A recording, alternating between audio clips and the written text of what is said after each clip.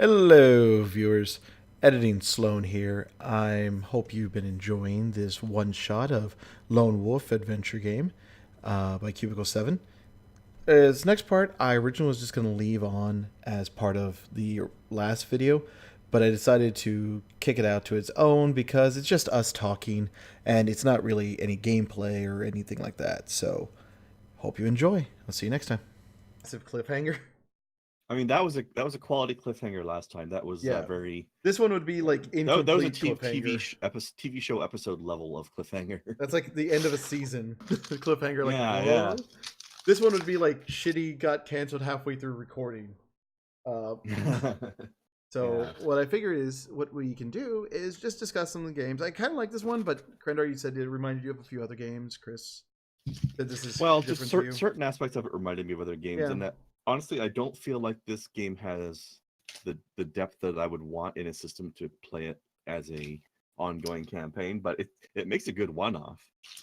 Yeah, it is. I know. I agree. It has. There are some issues. I mean, you're in essence, you're all kind of you're stuck playing the fantasy Jedi's, the Kai Lords.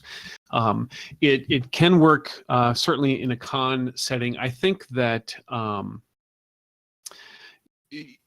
you can. I mean, they do two like levels of play. There's like an initiate level, which is, and then there's the master level, which has a bit more. A little bit more meat to it, and I think the trick comes in, everybody kind of knowing what's going on. That's not any sort of commentary on you guys not being familiar with the rules, but there are certain things that you can do with certain abilities that you have that can make it fun. And combatant wise, there really should have probably been more combatants going on, but I was afraid that if I did that, I would have overloaded myself with my, unfamiliarity with Roll20. It would have made things really bogged down. But yeah, I think that you're absolutely right, Corinne. I think this can be great for a lot of one shots because if you remember the books, then it's kind of cool to be able to do this. And Yeah, I think my main complaint against it as an ongoing campaign is the idea that there doesn't seem to be much potential for character growth from a statistical perspective. I mean, it's a good system for raw RP where you don't want to worry about the rules too much. Yeah, that's what I was gonna think. Is like if you're really into something like where you don't want to have to get bogged down with a lot of statistics and a lot of things, it's really good because it's one dice, so you don't have to sit there and go 50 million. You don't have to worry about what weapon you get, so you're the best min max. And all that makes it good for one shots. But it makes it also to good have for some just character story, growth, just straight some story. character building going, and the game seems to be very light on that sort of thing. You want character building in stat wise. This is good for character building story wise. Yeah, right. Well, that's what I said. Yeah. Well. Yeah. And you certainly can develop all kinds of backstory and stuff, and you can certainly have a lot of fun with the dramatic telling of how the combat plays out if you're doing combat or other things, or the use of your ability. And definitely have fun with it that way. I have to but say, go ahead. No, I was gonna say the combat actually was the interesting thing to me, and the fact that it's trying to streamline it a little bit really made it interesting. And the fact that you didn't have to sit there and worry about your weapon damage, or what type you're choosing, and the whole, all right, here's the damage you take, here's the damage they take, here's all this. You don't have to roll again one stat. Right. I haven't actually seen that in a game system. I haven't been gaming as long as you and Krendar. But even for me, getting used to the one roll to resolve it for both parties, with the chart, when playing it in the books, it makes perfect sense, and in going through the books, it's like, oh yeah, well this makes things so much easier. This is great. Doing it in this, I don't know if your mental attitude that's a little different as to, quote unquote, how a role playing game combat should go. It just feels different, and it does definitely take some getting used to. Yeah, I'm mostly been interested in like looking at ways there are games that do it a little bit differently, like Deadlands you've been doing, or where it's the whole like there's different systems for different things versus in D&D where it's like you roll a d20, you see if it hits, then you roll whatever dice it tells you to roll. Versus like the magic system in Deadlands, where you have a card game that essentially needs to go on. For the one thing, for the huckster specifically. Yeah. Well, it's like Right. that's the only kinda real cool. magic from what I've seen in that game. I could be But completely yeah. wrong too. I played a priest in that game once, so I had a bit of a magic system going on there as well, but I didn't use the cards. Yeah, and there, even in and then there's there's setting specific things like within Deadlands, or at least Deadlands, when you do the the duel in the street at high noon. Yeah. There's cards involved with that as well, which can be very nerve wracking and a lot of fun. But that's very specific to that to that game for sure. Which I did find this interesting in the dynamic that you wanted whenever you roll, like if the DM was rolling the damage for the monster, them to roll high, which is a thing I've never seen before in another game, where you're hoping everyone rolls high because that way the monsters do shit to you. Mm-hmm. Absolutely. If we're the ones always rolling, then definitely high rolls. Yeah. Because like the whole insta kill, if you have a big enough gap between monster, Which is also pretty cool. Yeah. I was actually kind of hoping that would happen, not because I wanted to kill one of you guys, but I wanted to see how that played out. Yeah. In that sense, and I would have been okay too on the other end, but I really wanted to see how it would have worked on the other side with one of you guys getting insta killed. I didn't even know Dakota wasn't back yet. I thought he was just sitting there. Oh, all right. Oh god, I really need him to do like a little X whenever he's back. Actually, one thing that one thing I find kind of funny and ironic in a way, I mentioned there was another game system I played that does a similar thing to the concept of your damage you do depends on how well you rolled versus how well the enemy rolled, kind of thing. And the ironic thing with that is the systems are almost exact opposites, because this is like a very rules light, stats light, crunch light game. Mm-hmm. That other game is very rules and crunch heavy, very crunchy. Yeah. It's actually it's kind of a brutal game for newbies because the rules are nasty. But I'm gonna apologize. I think it works out very interestingly. interestingly. It is very rules light, because like even when I was reading, when it comes like ranges, like even when we do an Earthon, you can move, like my movement is 14 yards or whatever, and but in this game it treats it a lot like Fate, in the sense that there's basically there's 3 categories. Yeah, there's 3 zones. You can be in long range, close range, or melee range, and that's it.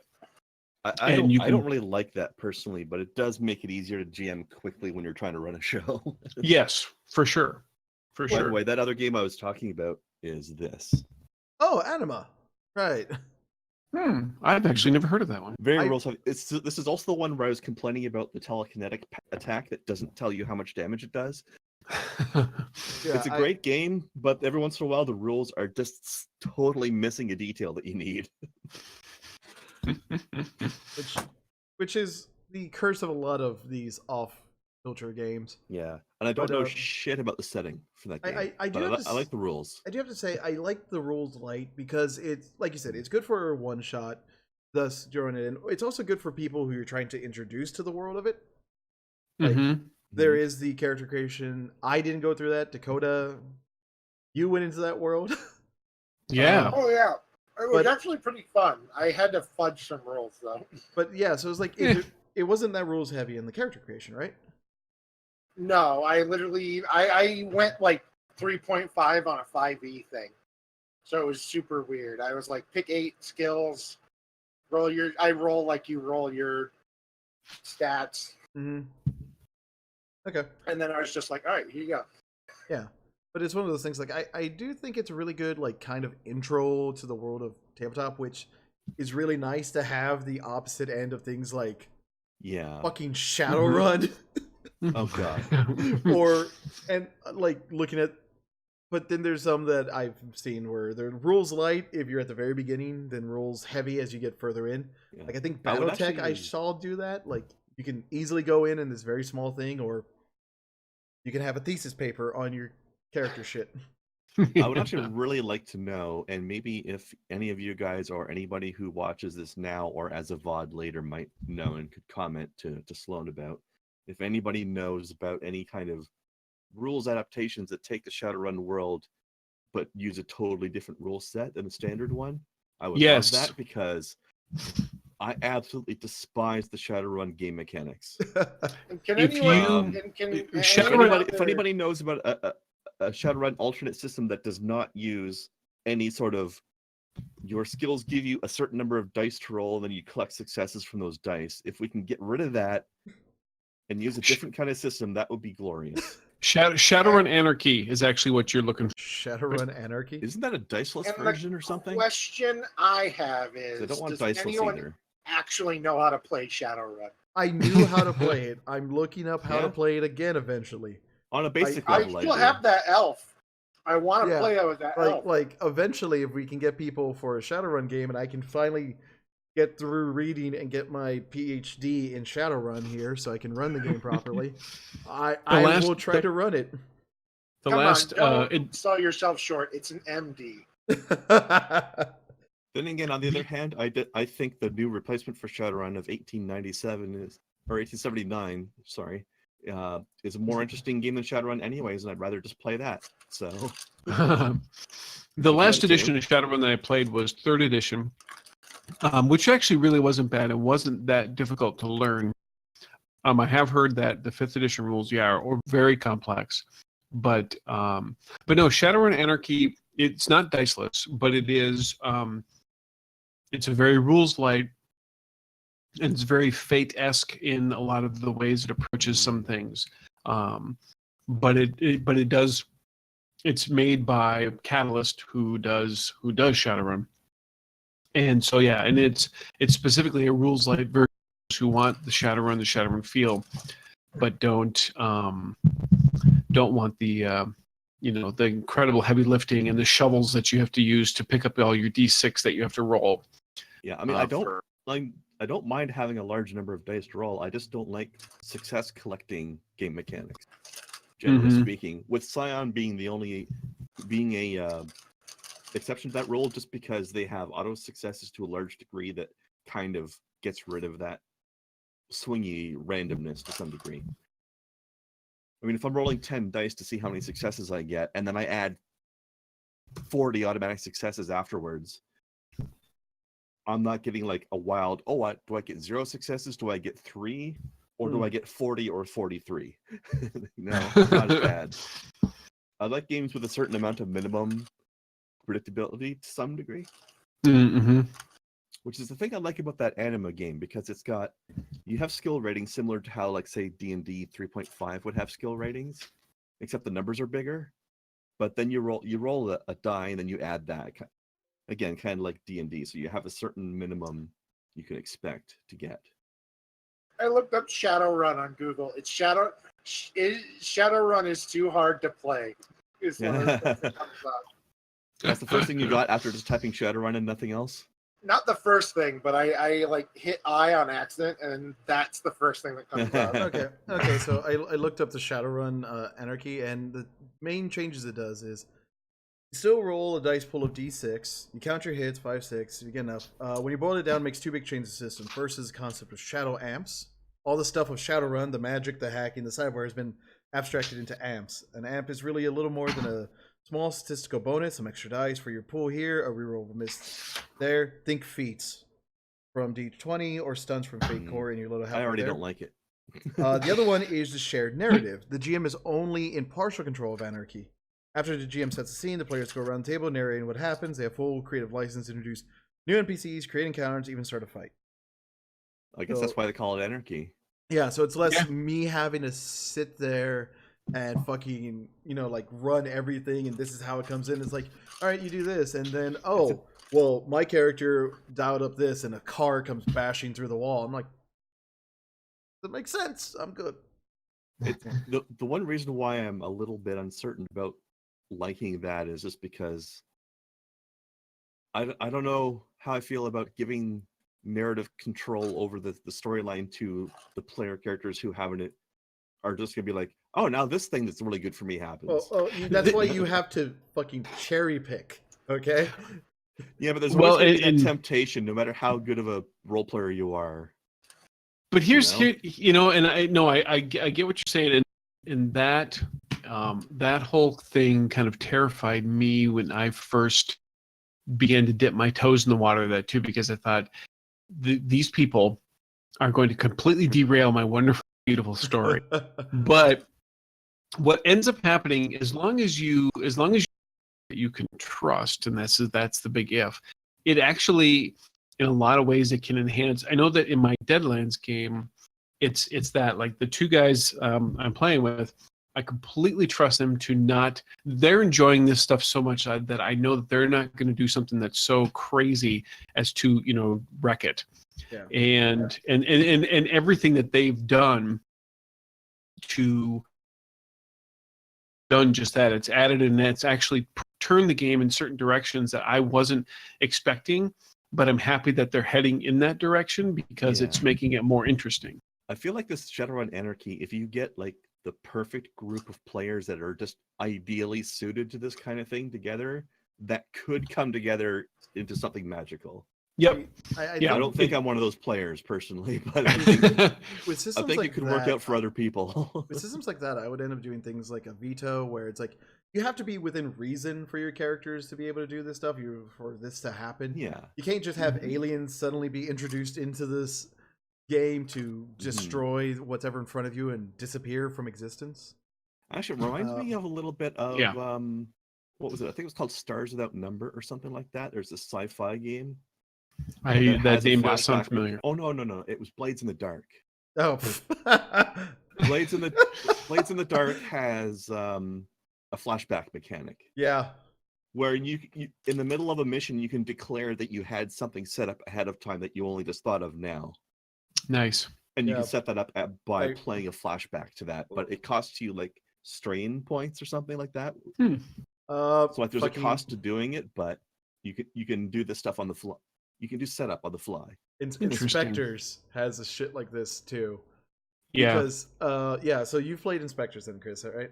I have not played it, but I've heard about it. Have the other two? Have you guys heard about it or read it? No.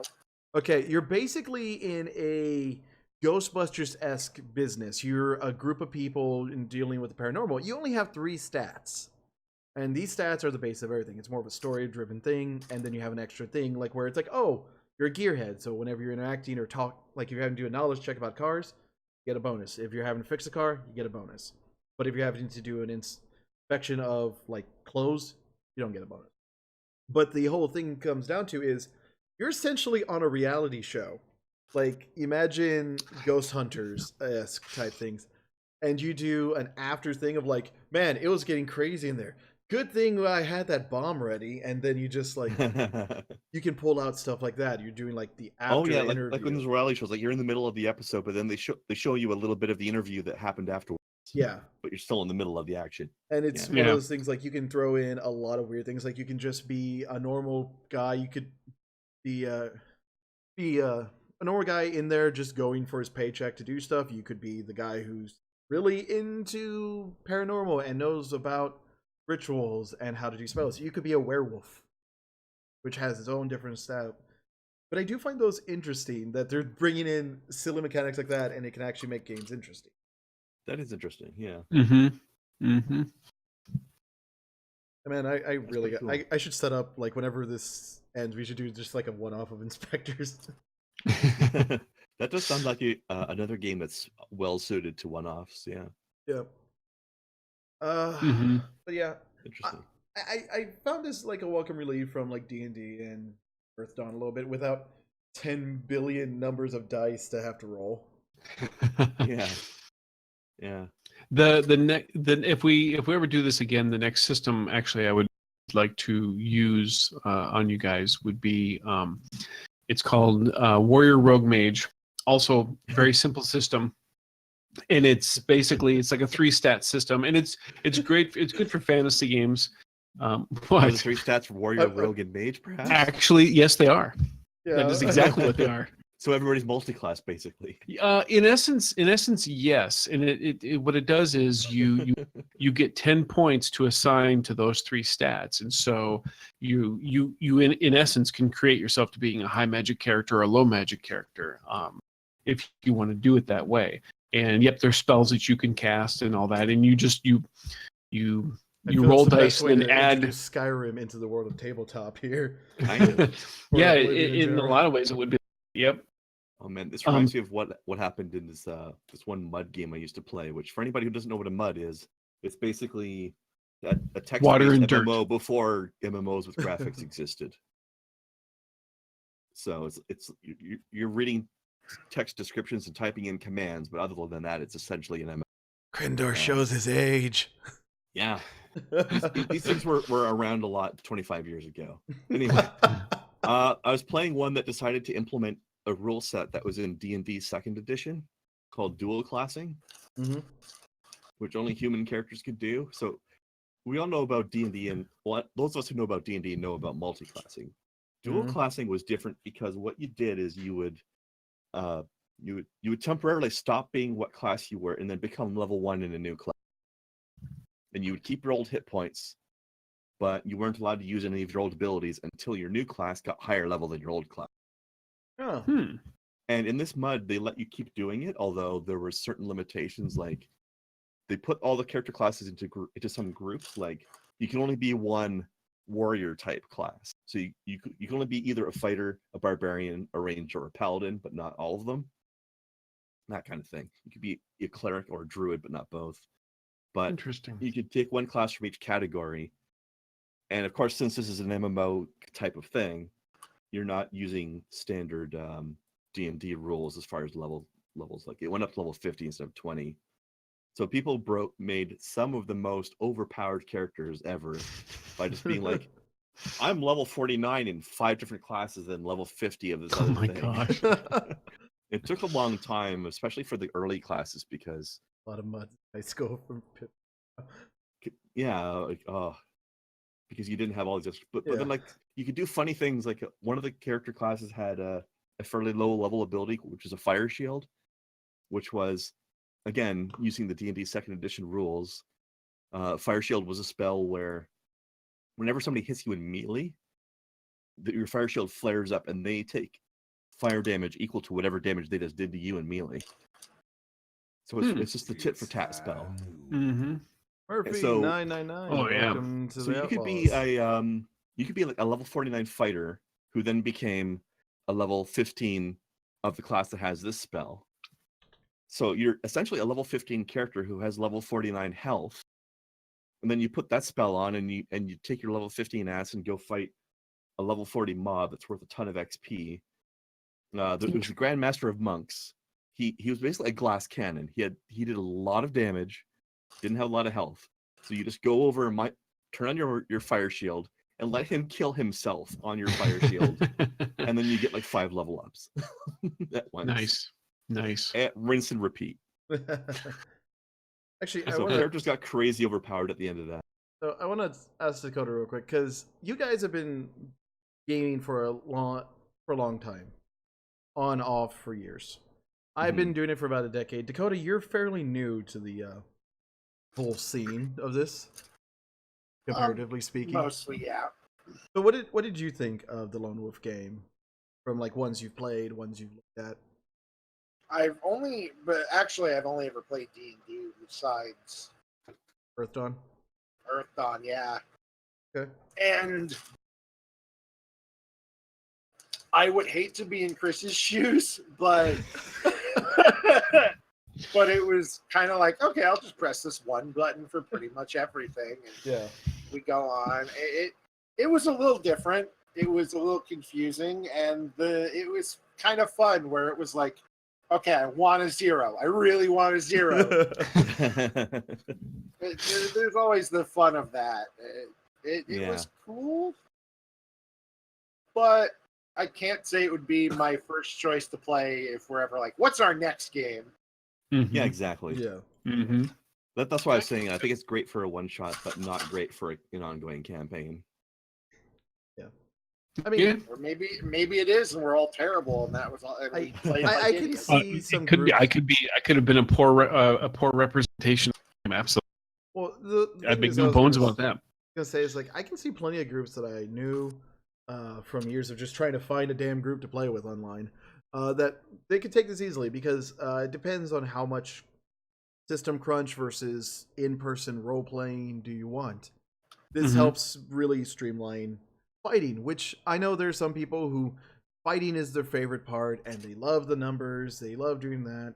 That's great for them. Some people really detest fighting and they would prefer it if they can get through with maybe just talking about the fight. I'm kind of in the middle where I don't mind the fight. It can add to some interesting things like, oh, you got really hurt now, and in this system, I can now cripple you in a way, or give you some sort of damage that sticks with you, and that's what I've been trying to do story wise. Earthdawn stuff. Whenever you guys get kind of fucked up, Earthdawn's a good system for that kind of thing as well. Anyway, yeah. But it's like Mhm. there's some systems I remember seeing where it's like if you take so much damage in one hit, like a quarter of your health or so much of your health, you would end up losing like either use of a limb or potentially an eye or getting some sort of debilitating issue. some systems are meant to be a bit more brutal. Yeah. And it's one of those things like I really did like the fact that this is for RP heavy groups. Yes, absolutely. That is 100% there. And if you are Yeah, a it's harpy a little heavy, too rules light for my Yeah. long term preferences. Yeah, and I think too. I think if you've ever, which by the way, if you ever, I think all of the books, or at least a good chunk of them, are online somewhere, so you can actually go through the original books. If you ever did any sort of choose your own adventure books, these were like the next level of choose your own adventure books because you created a character to go through the book rather than just being the person reading the book saying, you do this. You could make a character, and just like Dakota did, you can choose disciplines and powers to have with you as you go through there. And certain spots in the book would allow you to be able to use those powers if you're smart enough to choose them, or you have to come up with some other solution to get around that. Yeah. And when you get into combats, you'd roll and you'd actually do the combats in the book, and so it added an extra dimension to the choose your own adventure stuff. But point being, there was the universe that all this existed in was very rich and kind of fun to explore as you went through each subsequent book. Because that was the other thing too. You could take what you found in the first book, and it may not have a use until like 3 books later, which was really cool. Found that out when those things would happen. And it helped to create some sort of campaign consistency in that sense. So, had you nostalgia-wise, if you had gone through those books, you already have kind of a pre-made love for this world, which I kind of do. Yeah. I need to, but adapting those rules to a tabletop setting is a bit of a challenge, but it's kind of Yeah. fun. Yeah, I can see that. and I've seen As far plenty as of- the oh no, you go. I was gonna say like the whole adapting rules from a story into a tabletop. I've seen a lot try and fail, and others try and just screw it. We'll take the bare bones system of this system and add in flavor text for things. And it's I have to give them credit. Like it really is. They're trying to tell stories here more than Yep. have fights, and or have a character become a god essentially. Yeah. Yeah. Really. Yeah. Well, what I was going to say was, as far as what Chris was commenting on about different characters having different abilities and disciplines to bring to the thing, I felt like, I didn't make a character from scratch, so I'm not seeing the full picture here, but I feel like Lone Wolf didn't really have a lot of that. Like our characters all felt incredibly similar overall, Yeah. but that's just part of it being rules light as well. Right. Because it really comes down to that a lot. Anyways, like anybody who does melee combat is going to feel like pretty much everybody else who does melee combat, at least. Well, during the fight. and to your point, all of you guys have very similar combat skill scores. So that. But comparing that to other game systems, like I'm not the kind of character not the kind of player who wants to build a godlike, mega powerful character or anything like that. I'm not a min maxer, but I I do really like having all the characters have vastly different ability sets, so everybody's doing their own thing. It's totally different from everybody else's thing. Yeah. And I feel like other games like Hearthstone, for example, or the Anima game, or Scion, or other things are very good at that. It's really good at Because- you becoming a godly character. Sorry, what? Yeah, that was literally godly. But but yeah. but I mean, like, for example, Grigori and Wyland and Kaja all feel very different. They all have very, very different things they can do. Very true. And Anima Very can true. be like that as well. For example, actually, have you actually played Anima yourself, Sloan? I forget. No, I've read up on it a bit, and I was looking at it. I had some issues in trying to find books for it, where I didn't have to pay. That's the only book because I've got I'm is a the main cheap player's piece book. Of shit. But I would say Anima, for anybody out there who may have played Anima Beyond Fantasy that's watching this at any point, I feel like Anima to me is pretty much my limit of crunchiness. Like, I enjoy Anima's crunchiness, but I think anything that was even more crunchy than that would be too much for me. There's one, I swear it was right on the level of Anima, and it's about the same time I was looking at it. It's a White Wolf game where you're playing like chosen from a god who has to. You have That's cast. not Wraith. Is it Wraith? No, not Wraith. They Okay. have to do what? You have to choose from a caste, and that caste that gives you Oh, like your powers. Exalted. Exalted. There we go. I was trying to see about Anima at the same time I was learning Exalted as a player, and maybe even potentially taking over GM because. My God, we spent 3 fucking sessions in one port trying to get anything done. Because The funny thing with that is, my understanding is that Exalted is actually more or less a prototype of Scion, because they both have very similar things happening concept wise, but Exalted came first, so it's like they learned from what they did in Exalted and like refined it more for Scion. yeah, the issue is just Exalted's supposed to be a full fantasy world, even with its own map, like Earth Dawn. Scion is our world. Yeah. Also, Exalted feels very much like a Crouching Anime? Tiger, Hidden Dragon, wire food type of thing. I was gonna say it feels more like an anime, and that's why we were playing it because it's all the weebs. That's a better way to put it, actually. Yeah. The thing that bothered me with that game is, even though it had auto successes like sort of like Scion, you had to pay for them with a currency, like your mana, quote unquote. I think they called it motes, but it was basically your mana. But the thing is, you had to pay for every auto success. Everything you did, you had to pay for to do. So combat pretty much came down to who's going to win this battle. The person who conserves their mana the best. Yeah. Because as soon as you run out of mana, you can't do anything special anymore. Whereas the auto successes in Scion are passive. You don't have to pay for them during combat. I mean, have you ever played Immortal, where you play as yourself and you become awakened and find out you have had past lives? No, that's. I've heard of that. I've never played it either. That sounds interesting. Be interesting. But yeah, Dakota, did I ever tell you? I was going to say, did I ever tell you guys about? I have actually played one other game. I remembered. I ended up playing the Werewolf, White Wolf game. I forget what exactly it's called. It was fun. That's basically what it's called. It's Werewolf, yeah. Yeah, it was Werewolf. Same world as Vampire the Masquerade. Most White Wolf games are just named after whatever class you're playing. I made a character for a Vampire the Masquerade game. Yeah, so did me and Krendar. Remember, us 3 were supposed to be the characters. Was it the game? Was that the game Yes, I made the where it was Comic Sans and the whole page was green? Maybe. I don't know. I never saw your character a, sheet, but he was one of the. Okay, then it definitely wasn't you guys because I printed this out and I talked about it endlessly.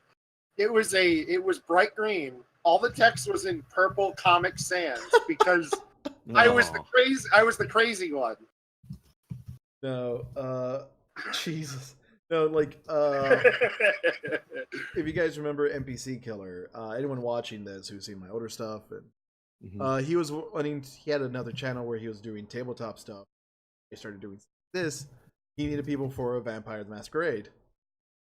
Grendar at the time was you were doing the Vampire the Masquerade video game. Possibly, yes. So Maybe. like I was like, yeah, you know a little bit of it, and would you? I mean, I played the tabletop as well. Yeah. Before. So it's like we all made characters and then it just died horribly. Yeah, And Pip Drabane, all about the Malkavians. Yeah. aren't they the crazy ones? Yes. Okay. Yeah, They're automatically crazy. Every single one of them. What did, Yeah. what did he I have? believe in the actual tabletop game, if you make a Malkavian, you have to choose either 2 or 3 basically mental disabilities. for your character. Yes, they have to. They either have to be that, or they have to be one serious one. Like I think I had. Yeah, 3 minor or 1 serious. Yeah. Are you serious, Pip? There's a TV series in the 90s that was based off What? Vampire the Oh Masquerade. yeah, there was, and it Yes, was there mediocre was. at best.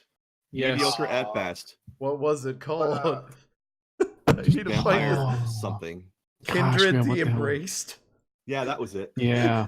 Yep. Okay, to be fair, it Good was not as memory, bad Pip, as good you think it memory. was, but it also wasn't good. Oh my god. It could have been a lot worse. This looks like a Could've been a lot soap better. opera. I think it was. to a I certain would give it extent. a 4 out of 10. 4 fangs out of 10. Oh, 4 God. fangs out of 10. So I'm looking up so many things Out of 10 now. goblets of blood. But it's it. I've seen 1 or 2 episodes of it. Confirmed that it exists. that's I'm a sad minor that it stars in exists, but I can confirm that it did. Yeah, I gotta see who's in it. I don't know remember any my. of these people. I remember my character. He didn't have a specific mental disorder, but he had a PTSD where the point where anytime a bell went off, he'd freak the fuck out, and he was perpetually like hardcore LSD'd out. And that's why I made the page bright green with Comic Sans purple text. All that reminds me, they had White Wolf loves doing this thing where they have a lot of different like what they call splat books, like side books for things, and they'll do that especially with games like Werewolf and Vampire. So they had a special book for every clan in Vampire that's called, fittingly enough, clan books. So it's I like have those. all the information you would want. Do you have the Malkavian one? Yeah. The Malkavian one is great. It actually looks like it was made by Malkavian. Like there's one page that's just one random page in the book that's backwards. Like it's printed backwards. Nice. So you have to read it in a mirror or something. There's one page that's upside down. A lot of the pages have random doodles on them as if a child had been scribbling on them with crayons. I do love things like that. I love things like that where I do the too. story tries to come to life Yeah. in the game. Because I remember seeing like a lot of games where it's like, oh, here's just a very plain text, plain stuff. I do like in the newer D&D stuff you're seeing it where it's supposed to, the page is supposed to look like an older text, like a mage book, or you have Yeah. things that actually fit into the realm, like this book has like wear and tear on the edges, printed onto Yeah. it, not actually done onto the page. Scion does an interesting thing with That's too. that's my favorite thing about the Earth Dawn, the first edition Earth Dawn books. Yeah. Is that they were written as like somebody wrote this manuscript about this, like they like, Yeah, so like whenever you're the reading book about Barsaive fluff. is written by somebody, and then there's people who make comments in the margins that either dispute what is being said or add some additional material, but it's written by somebody else doing that, so it casts some doubt onto what you're actually reading. Yeah. And and then it makes it feel like, okay, so this is like a living, breathing document, and it's not cool. presented as fact; it's presented as perspective. And it's pretty much every single time they do stuff like they're not talking about game mechanics, they're talking about lore. The lore bits are almost always written as if they are written by a scholar in the world. Yeah. It's so And it's like the original. Well, I shouldn't say the original because I think they continued this throughout the editions. But the Shadowrun books were the same way. It was a document that was online somewhere, and everybody put their little forum comments over what was being presented. To dispute it. So it was like reading a big Reddit thread or something. And I was gonna say Scion does something a little bit similar as well, where in the part of the book where they're describing the gods of each pantheon, the style of the page will change a little bit to sort of reflect that that pantheon a little bit to some degree. Like, for example, let's see. So here's a page where they're talking about the Egyptian, or sorry, the Greek pantheon. Actually, so yeah, this is the Egyptian pantheon they're talking about here, right? Yeah. And then you flip a few pages, and now they're talking about the Greeks, but like the colors have changed and the borders are a little bit different styled. Yeah. Mm-hmm. And then you go to the Norse, and yeah, it changes. And now here's what it looks like when they're talking about the Norse pantheon. Nice. Like the feel of the whole page changes. Yep. So it's kind of cool. Which I'm thankful geeks are getting back into. Why not throw a little bit more into these? Which is great. I love Kickstarter for that.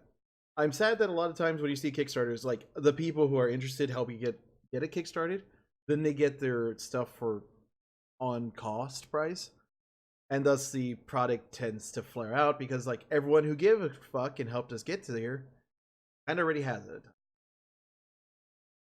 I feel that's always the issue, is like people who gave a fuck, if it's a niche thing, are gonna help you get it, then you're gonna flounder.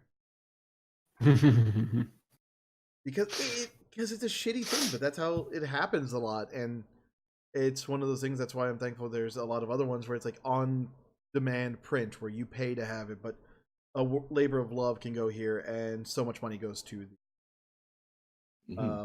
the idea of like people like me, Dakota, Krendar, we can have shirts and shit like that, and things that we don't have to pay a backlog of to keep in a storeroom somewhere and hope that someone buys it. It can be on demand, and I'm thankful for the internet for allowing nerds to do shit like that. I'm sad to say the Malkavian book I have does not. I need to get my I was the gay all along t-shirt for myself next month. And you also got to get a webcam. No. Then how will we know you're wearing it? How will we know you're wearing it? I love the blatant just no. Internet. I'll take a picture of it with my phone. But sadly my Malkavian book does not have the backwards pages and everything that's weird. Oh, I love the one that I had. Another thing I thought was really cool with the clan books and things like that is how they would have the character templates or whatever they called them.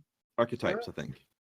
Where they would make up like 10 example characters that fit into the clan, but they're all wildly different in weird ways. Mm-hmm. Those are cool. I was just looking through it. There was like the crazy artist, the rich, the power-hungry rich guy. Yeah. Like half of them are usually predictable, but then like the other half, there's usually at least 2 or 3 big surprises that you never would have come up with yourself. Actually, the Nosferatu book had a couple of my favorites that really stand out in my mind. Like they had one that was basically a soldier guy. And for those who don't know, in Vampire, Nosferatu are like the really, really ugly vampires. Yeah, they're the gross ones. They cannot hide the fact that they're vampires because they're disfigured and ugly as fuck, and they do not look human anymore. But they had one that was a soldier, and he was the only one that would actually walk around openly, because Nosferatu usually have to hide in order to maintain the fact that they're hiding the existence of vampires. But this guy could walk around openly because he'd be just like, my face, oh no. Agent Orange did this to me, man, from the war. He could explain off his hideousness as like chemical weapons damage. And one of my favorite thematic ones ever was a Nosferatu archetype called the Cleopatra. I don't know if you guys have heard of this one. No, I don't think what I've heard of this is it's actually in the Malkavian Bloodlines video game. There's a Cleopatra in there, but what it is a woman specifically who was gorgeously beautiful in life and had basically leaned on that for her entire existence, like a model or an actress, that somebody who has no life skills whatsoever just coasts through life on her beauty and gets everything she wants because of that. And typically who is full of herself because of that as well, not modest about it at all. And so sometimes a Nosferatu will find somebody like that, take them and turn them into one of themselves, thus ruining their beauty and leaving them with nothing. And because that's all they had and they were so cocky about it their whole lives, and now the only thing they ever had is taken away from them, it leaves them a bitter, hateful shell of a being. That's interesting, but also that's a shitty thing. It's a really shitty thing to do to people, yes. That's like fuck you levels of just yeah. Oh, and I love man. the fact that not only is there a Cleopatra in Vampire the Masquerade Bloodlines video game, there are posters of her from her life before she became a Nosferatu. So that when you meet her and you find out what her name used to be, you'll be like, oh shit, you were that person. I've seen your posters. Like, oh my god, Man. you've fallen. Can we play Biggest Vampire? downgrade. If you want to After all run this, it. though, I want my Irish gangster back. Like I can look at doing something like that, but I was also looking at like starting up some other things because I've been watching Stargate, and I remember I was Stargate SG-1 because it all added to Verve now, so I've been watching that shit like crazy. I remember like I was planning a couple of games based around Warehouse 13 style things, or now Stargate like things where you travel around and have to look for items or fucking magical planes of existence worlds. You not to like change something, but you subscribe to Verb. Yes. Verb. How is that, by the way? It is really good. I'm a bit of a weeb, so it's really good for all the anime stuff. They have, it's not sponsored. I wish I was, but if I was, I'd be biggest sellout right now. But it's really good. Verb.com/Unlucky Desperado. That'd be great. But no, it's like it's really good for the cheap amount because we got rid of Hulu because I wasn't using it as much. And so it's like it's got a lot of same day anime stuff. So if you're into things like that, it's got a horror station added to it now. That where it's got a lot of B movies and some foreign horror movies in there too. They are adding shows that are not on like mainstream, like all the extra channels you'll get with the extended, cable channels in certain places. You'll get them now too. And internet shows like so. Do you know who Rooster Teeth is? Red versus Blue. Oh yeah. Okay, that's right. All their content appears now on there too because it's on YouTube, but you can also get it here. Like I think a little bit early. Okay. They have a bunch of cartoons on there just from various areas, and you can always just look up like, oh, you want a comedy? Here's a comedy. You want a mech? Here's various mech things, and they're adding more and more as time goes on. Interesting. Essentially, they are just becoming a conglomerate that is trying to get as much as they can under their belt, and I support them. Yeah, dude, I will sell my soul to Rooster Teeth. If I gotta do it to any big company, let it be Rooster Teeth.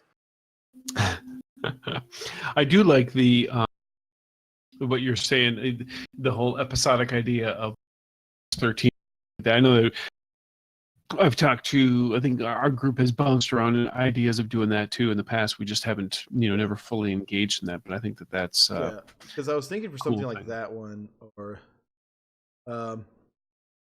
either for that one or the Stargate one, because they also have the original Stargate movie on there, all of Stargate SG-1, Stargate Atlantis, Stargate, like a web series that was developed just for like the origins of the Stargate program back in the 50s. They have like all that stuff. I was thinking like maybe a fate system, because there's so many mechanics you have to throw in.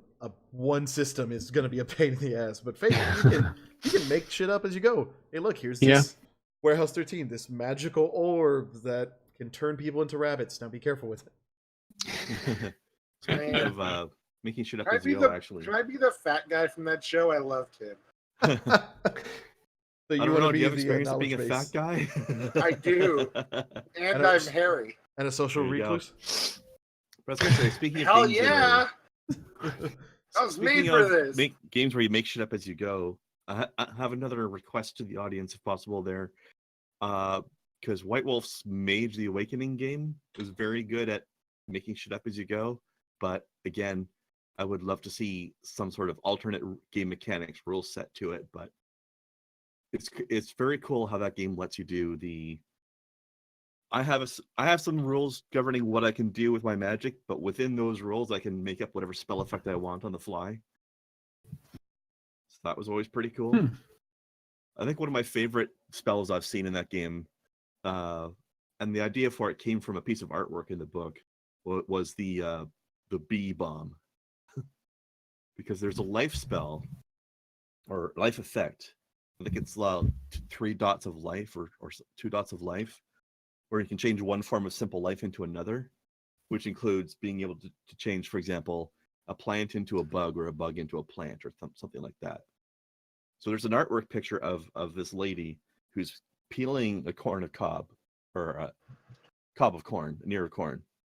And as she's peeling it, each of the kernels is turning into a wasp and flying away. So it's that's the idea cool. of taking an ear of corn that's still wrapped up and then like chucking it at somebody and doing this magic effect so that as soon as it leaves your hand, all the kernels turn into wasps or bees, and then it smacks the other guy in the face. That's horrifying. It's the bee grenade. Yeah. Yeah. But I love that. I love how that game can do creative shit like that. But yeah, like if we find some time for another day of this shit, or other people that want to join in, we can always see about doing like a warehouse routine. May use Fate, may use some other system that just goes, fuck it, I'm gonna make things up on the fly. Deal with me, dog. Deal with me. But yeah, we've been talking for a good hour about random bullshit. So Well, that was the point, right? Yeah, that's the point. I could have been in the bathroom longer. Yeah, you could have. I didn't know you were back. I heard grunting, and I thought you were back. But thank you all for watching. Hope you enjoyed. This is going up. I should be getting on top of everything. I have a few episodes edited. Just gonna render them out, get them up. Let's go with Dakota. What are you doing? We're playing Minecraft, or not Minecraft. We're playing Payday tomorrow, and then we're going to be moving on to a different Minecraft series. Eventually, and Kingdom Hearts 2. I'll be starting Shadow of the Colossus HD soon. Playing Tales of Symphonia. You know, doing the good, doing the do. Okay. Brendar, what are you up to? Well, tomorrow I'm going to be streaming the ending of this game, Legendary, and trying out. I got a key for a PS4 game called North, which, from what I understand, is a short, little, weird, artsy, weird game. I don't know much about it. I'm going to do that tomorrow after I finish Legendary, because I'm pretty sure I don't have 3 hours of Legendary left. So tomorrow afternoon, I'm going to do those. The next 2 streams after that, I'm going to be rolling farther into Bloodborne and BioShock Infinite. Okay. And Chris? Oh, still working on the Deadlands 8. Yeah. What else am I doing? Yeah, that's about it. I'm motivating myself to do a few other things, which I eventually will be able to talk about once I get around to actually doing them. Understandable. Yeah. Try her next time, Dakota. But it's like, yeah, this almost dying shit. if you ever need any of us, let us know. Yeah. And me, tomorrow I'll be doing Payday with Dakota, and then I will hopefully be doing Last of Us blind run, because again, never played it. Yeah, that's the best way to run that game. Seen the opening slightly. You have got to run that game blind. I have never played it. I always wanted to play it. Oh, again, if you weren't doing this on Twitch, I would be tempted to watch you, but of course, Twitch is blocked at work, so I can't. I was actually Chris, it's for the best, because when you play it, you got to run it blind too. I suppose. Actually halfway tempted to go back to, since I'm not stuck to Twitch right now, just dual live streaming both to YouTube and. I mean, why not, right? Twitch. Yeah, why not? How not? Double my chances, double the pleasure, double the fun. Yeah, man, Last of Us is so good. Oh, I'm gonna be there. You all right, buddy? Become a zombie. Are you trying to be the Last of Us zombies? Or the Half-Life zombies, I'm not sure. What the fuck is going on with him right now? I don't know. They finally put a date to the new Spider-Man game this morning, and I fucking slept in and missed pre-ordering the collector's edition. What does that give you? What does collector's edition give you? A figure, another figure. Of what? What is a figure? Spider-Man. Spider-Man. You get 2 Spider-Man figures? Yeah, well, you get one, and then I think you get like a cityscape because they're not revealing it yet. One's a Mary Jane And then you get like a wearing cool shorts. book. Actually, is the new one tied to the movies, or is it its own No, it's own continuity? Thing. And it's made by my favorite game studio, and I missed it. What game studio? Insomniac. When's it come out? Anyways. Insomniac is September great. 8th. Okay. Big props to Insomniac. Well, My while cat. Dakota is now destroying himself, I want to say thank you, and we'll see you guys next time. Bye. Bye. Bye. Ah!